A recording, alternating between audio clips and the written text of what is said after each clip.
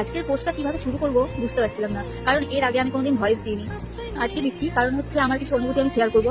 কিছু জনের কাছে হয়তো খুব ভালো লাগবে, কিছু জনের কাছে হয়তো খুব খারাপ লাগবে, আবার কিছু জনের কাছে হয়তো মনে হবে এটা বিশাল আদিত্যতা, কিন্তু তাতে আমার কিছু এসে যায় না।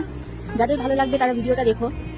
ব্যাপারটা হচ্ছে আমার ছেলের দুধের দাঁত পড়ার আগেই নতুন দাঁত চলে আসে। তো অনেকেই দেখে বলেছিল যে দাঁতগুলো না তুলে ফেলতে হবে, ডক্টর দেখাও, কারণ এগুলো না হলে পরে প্রবলেম করবে। আর কিছু জন বলেছিল আমাকে যে না না কোনো প্রবলেম হবে না, ওটা আস্তে আস্তে সব নর্মাল হয়ে যাবে, দাঁতগুলো অটোমেটিক পড়ে যাবে। তো আমি সত্যি কথা বলতে ডাক্তারের কাছে যাওয়া সাহস করে উঠতে পারিনি, কারণ আমি এটাই ভেবেছিলাম ওর প্রচন্ড ব্যথা হবে। সেই মতো চলতে চলতে একদিন সকালবেলা উঠে আমাকে বললো, মা জানো দাঁতটা আমার নড়ছে। তো আমি সেদিন খুব খুশি হয়েছিলাম যে যাক আমাকে কিছু করতে হলো না, মানে নিজে থেকে ডাক্তার নড়ছে মানে খুব ভালো কথা। তো সেদিন আমি ওকে আনন্দ বলেছিলাম, না ডাক্তার যদি তোমার ভেঙে যায় তাহলে দাঁতটা আমাকে দিও, আমি না রেজিন দিয়ে প্রিজার্ভ করবো। তো খুব খুশি হয়েছিল, বলছো সত্যি মা? বললাম হ্যাঁ।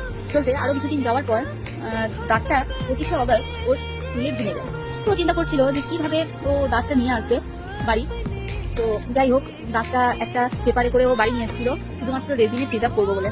তো এসে আমাকে বলে, মা তুমি দাঁতটা প্রিজার্ভ করবে বলছিলে, রেজিনে সত্যি করবে? আমি হ্যাঁ সত্যি ভেঙে গেছে তোমার দাঁতটা? বলে হ্যাঁ। বললাম দাঁত। তো দাঁতটা নিয়ে সত্যি সত্যি আমি ওটাকে রেজিনে প্রিজার্ভ করেছি, আর সেই ভিডিওটাই আমি তুলে ধরেছি।